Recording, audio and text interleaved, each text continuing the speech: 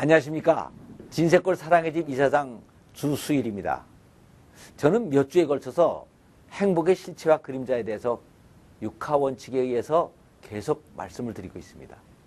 그래서 지난주엔 누가 나를 행복하게 해주는가 하는 것에 대해서 말씀을 드렸습니다. 나를 행복하게 해주는 사람은 내가 아닙니다. 내가 사랑하는 내 이웃입니다. 그래서 저는 오늘 여기에서 그동안 나를 행복하게 해준 주위의 몇몇 사람들에 대해서 소개를 하고 그들이 또 어떻게 나를 그렇게 행복하게 해주었는가 하는 것에 대해서 말씀을 드리겠습니다.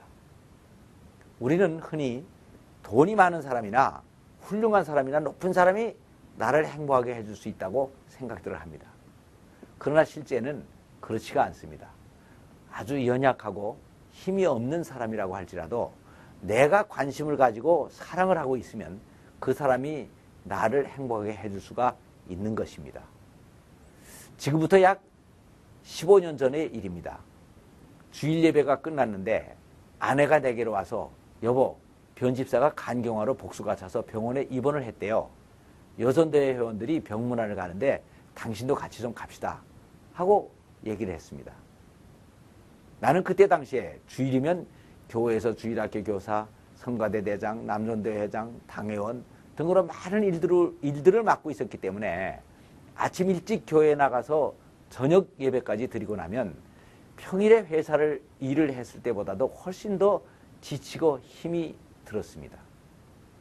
그래서 저녁 예배가 끝나고 나면 빨리 집에 돌아가서 쉬고 싶은 마음밖에 없었습니다. 게다가 변집사라고 하면 40대 초반의 과부집사로서 안면은 있었지만 나하고 그렇게 가까운 사이도 아니었습니다.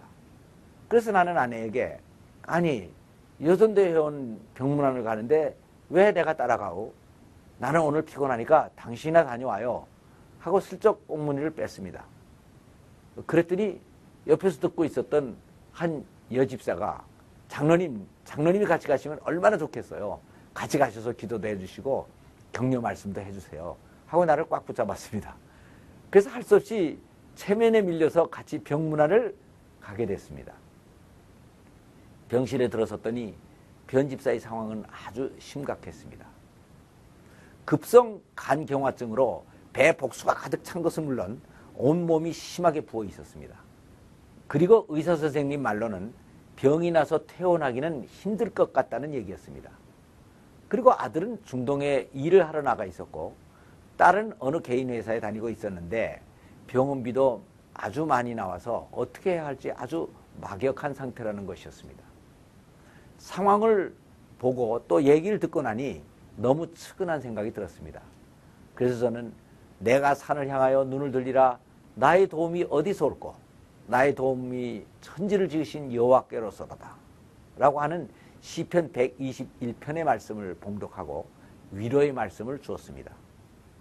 말씀을 주는 동안 내 마음이 아주 뜨거워졌습니다.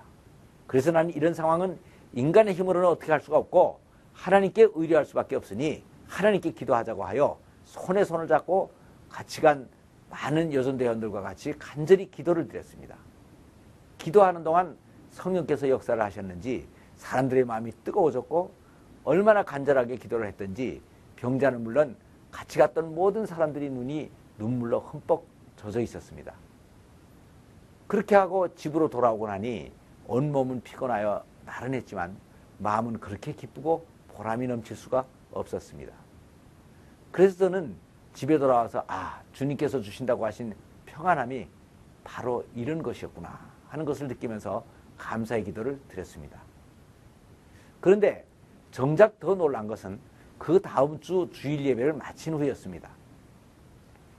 저쪽에서 장로님 하면서 변집사가 뛰어오더니 내 손을 꽉 잡는 것이었습니다.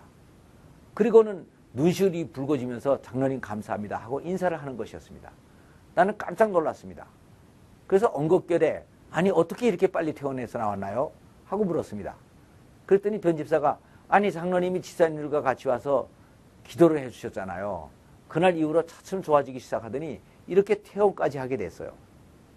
담당 의사도 놀라는 것을 보니까 하나님이 치료해 주셨나 봐요 라고 하는 것이었습니다.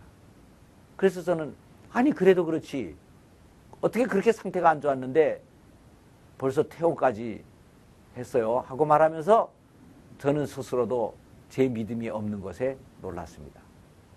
그날 병문안을 가서는 하나님밖에 고쳐주실 분이 없고 그분의 능력이 있는 분이시니까 그분께 의뢰해야 된다고 그렇게 강조를 하고 눈물까지 흘리면서 기도를 해놓고 나서는 막상 나으니까 어떻게 그렇게 빨리 퇴원을 했냐고 물어보고 있으니 말입니다. 그러나 한편 그런 한심한 믿음을 보고도 응답해 주신 하나님께 감사할 뿐이라는 생각이 들었습니다. 그래서 저는 그때 같이 병문안을 갔던 여집사님들을 모두 불러 모으라고 해서 같이 하나님께 뜨거운 감사의 기도를 드렸습니다. 그래서 변집사의 쾌유는 우리 모두에게 한없는 기쁨을 가져다 주었습니다. 그래서 그 순간 나는 새로운 사실을 하나 깨닫게 되었습니다.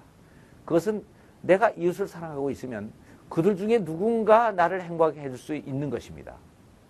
이런 일은 아무도 생각지 못했었는데 별로 관심을 가지지 못했던 한 사람 때문에 우리 모두가 이렇게 행복해졌던 것입니다. 그런데 이렇게 된 이유는 우리들이 작은 것이나마 변집사에게 사랑을 베풀었기 때문이었습니다. 그 자그마한 사랑 위에 하나님께서는 60배, 100배 축복하시고 열매를 맺게 하신 것이었습니다. 그래서 우리들은 내가 행복해지기 위해서라도 이웃을 먼저 사랑하고 관심을 가져야 되는 것입니다. 만일 내가 사랑하는 사람이 아무도 없다면 내가 행복할 수 있는 길은 없습니다. 그래서 요사이 나를 제일 살만나게 해주는 사람들이 또 있습니다.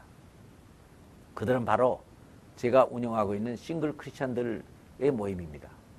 저는 작년부터 이혼과 사별과 만원으로 싱글의 어려움을 가지고 있는 사람들에 대한 사역을 시작했습니다.